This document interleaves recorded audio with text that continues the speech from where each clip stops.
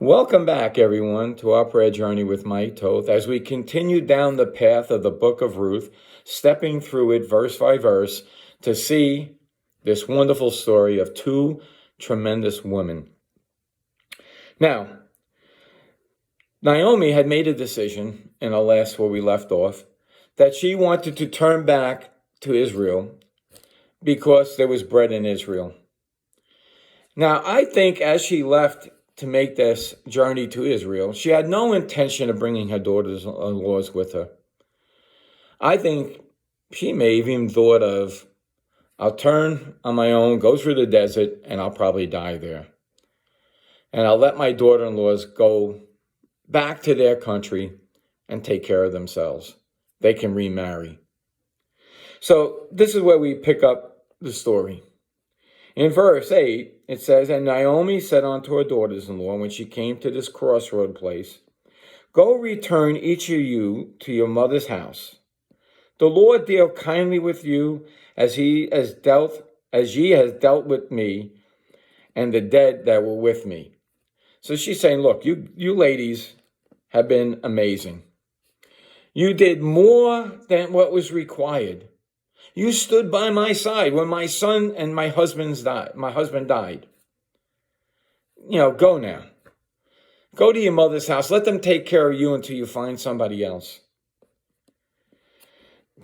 Then in verse 9 it says, "The Lord grant unto you," and Naomi says, "that ye may find rest, each of you in your house of her husband." Then she kissed them, and they lifted up their voices and wept. These are amazing daughter-in-laws because they stuck by her so far.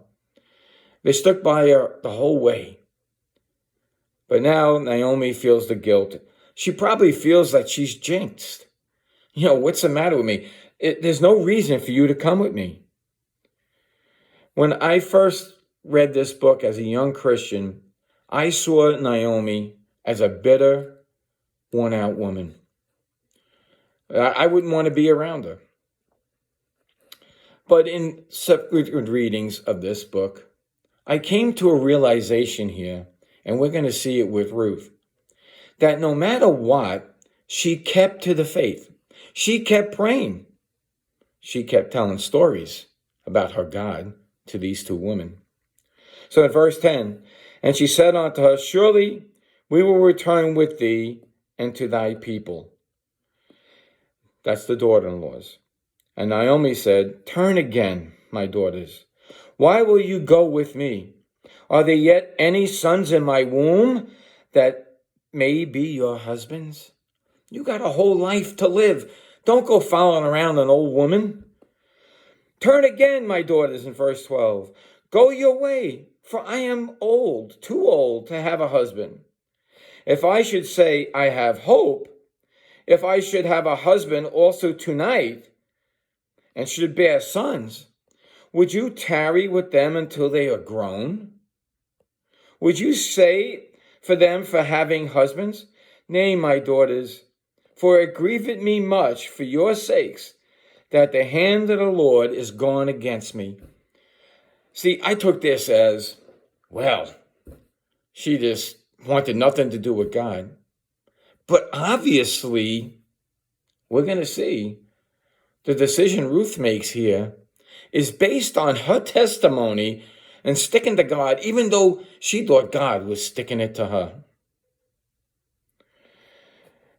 Verse 14, "And they lifted up their voices and wept again, and Oprah kissed her mother-in-law. But Ruth clave to her. She grasped her and held her hard, not to let go. Now, I'm not going to give you the decisions each of these made today, but I will do that on our next video. Hoping to see you again then. Until next time, may Jesus increase as we decrease.